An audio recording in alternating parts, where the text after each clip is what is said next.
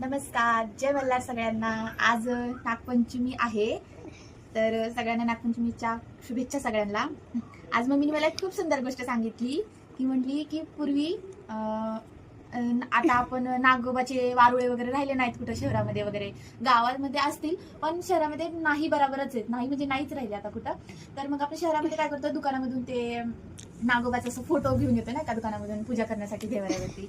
आमच्या घराच्या आसपास सुद्धा ते गेल्या वर्षी सुद्धा मिळालं नव्हतं आणि ह्या वर्षी सुद्धा नाहीये, खूप मुश्किली, खूप लांब आहे। मम्मीने मला खूप सुंदरशी गोष्ट सांगितली, म्हटली की पूर्वी हे सगळं नागोबाचे फोटो वगैरे नव्हतं, तेव्हा आम्ही कोऱ्या पानावरती हळदी कुंकानी नाग काढत होतो, भिंतीवर काढत होते, परत कागदावर वगैरे काढत होते। तर मम्मीने ती गोष्ट सांगितली, मला खूप आवडली। मम्मी म्हटलं मम्मीला ठीक आहे, आपण बाहेरून नको आणायला ह्या वेळेस, तर जी पूर्वी करत होते, पूर्वीची परंपरा किंवा पूर्वीच्या बाया करत होत्या, आपण सेम तसंच करूया। तर मी कुंकानी हळदी कुंकाचे नाग काढणार आहे आणि मम्मी नैवेद्य बनवत आहे, जसं की कानवले पुरणाचे, परत वेणी, फणी, बांगड्या वगैरे, ते सगळं मम्मी बनवत आहे। तर बघा मग।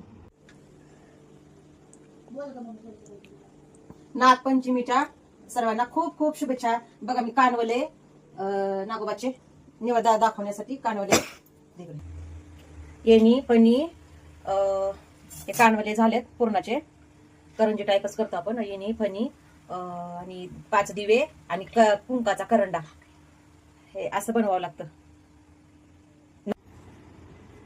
हे बघा, मम्मीनी मला नागोबा काढायला जमला नव्हता, मी जास्वंदाचं फुल काढून ठेवलं होतं, माझ्याकडनं बिघडलं म्हणून मम्मीने मला सांगितलं की असं नागोबा काढ। मग मी दुसऱ्या पानावर हे असं काढलंय, 5 नाग काढलेत कुंकाचे हळदीचे आणि टिपके दिलेत, मम्मीने जसं सांगितलं तसंच काढलंय। तर एक खूप छान सुंदर पहिलीची जुनी आठवण मम्मीच्या टायमाची किंवा त्यांच्या आई वडिलांच्या टायमाची, ही खूप सुंदर जुनी आठवण जी आज मी पण अनुभवली। तर आज नागपंचमीचं ह्याची पूजा करणार आता घरामध्ये, आणि आज श्रावण सोमवार पण आहे, उपवास पण असेल सगळ्यांचा, आमच्या घरात पण उपवास आहे। एवढी सगळी तयारी झाल्यानंतर फायनली नागपंचमीची घरातली पूजा ही अशी,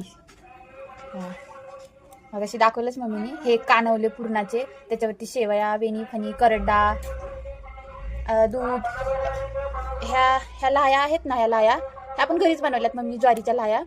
हे दिवे कॅमेरामध्ये व्यवस्थित येत नसतील, आणि हे मी बनवलेलं नागोबाचं फोटो।